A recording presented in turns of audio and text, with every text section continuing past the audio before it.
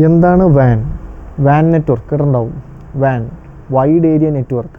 ഇത് നമ്മൾ already discuss ചെയ്തതാണ് വാൻ എന്താണെന്നുള്ളത്. അപ്പോൾ ചിലവർക്കത് മനസ്സിലായിട്ടില്ല, വോയിസിന് ചില ഡിസ്റ്റർബൻസ് ഉള്ളതുകൊണ്ട് ഒന്നുകൂടി ചെയ്യാണ് ആ വീഡിയോ. അപ്പോൾ മനസ്സിലായവരാണെങ്കിലും ഒന്നുകൂടി ഒന്ന് കണ്ടിരിക്കുക എന്താണ് ഈ വാൻ എന്നുള്ളത് വൈഡ് ഏരിയ നെറ്റ്വർക്ക്. അപ്പോൾ അതിന് മുമ്പ് തന്നെ നമ്മൾ ഈ ഒരു ലാൻ എന്താണെന്ന് ആദ്യം മനസ്സിലാക്കിയിരിക്കുക. അതൊക്കെ ഓൾറെഡി നമ്മൾ പഠിച്ചതാണ്. ലാൻ എന്ന് പറഞ്ഞിട്ടുണ്ടെങ്കിൽ ഇപ്പോൾ നമ്മുടെ ഓഫീസ് അല്ലെങ്കിൽ നമ്മുടെ വീട് ആണെന്ന് വിചാരിക്കുക. അവിടെ ഒരു മോഡം ഉണ്ടാവും.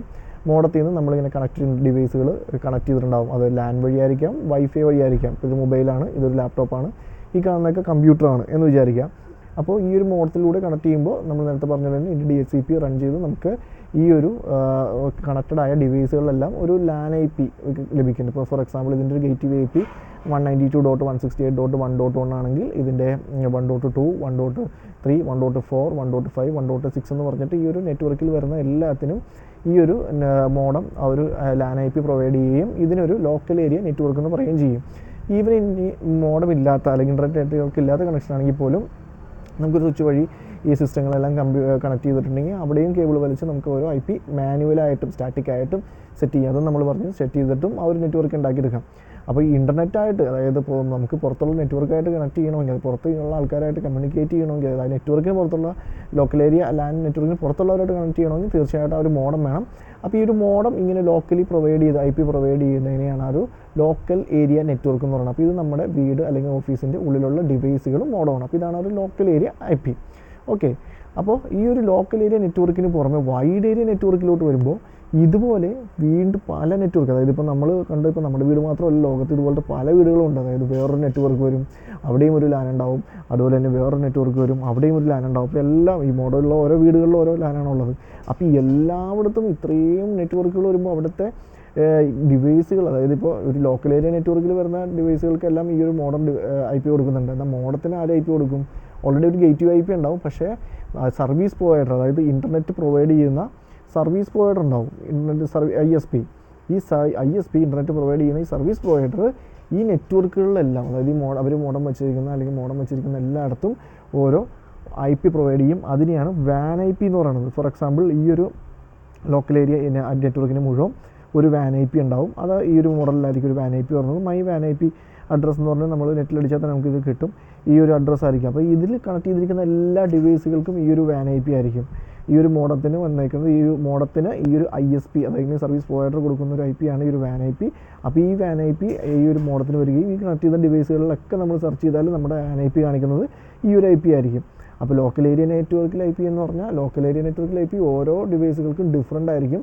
പക്ഷേ വാൻ IP വരുമ്പോൾ ഈ ഒറ്റ ലോക്കൽ ഏരിയ നെറ്റ്വർക്കിനും മാത്രമായിട്ടൊരു IP ഉണ്ടാവും.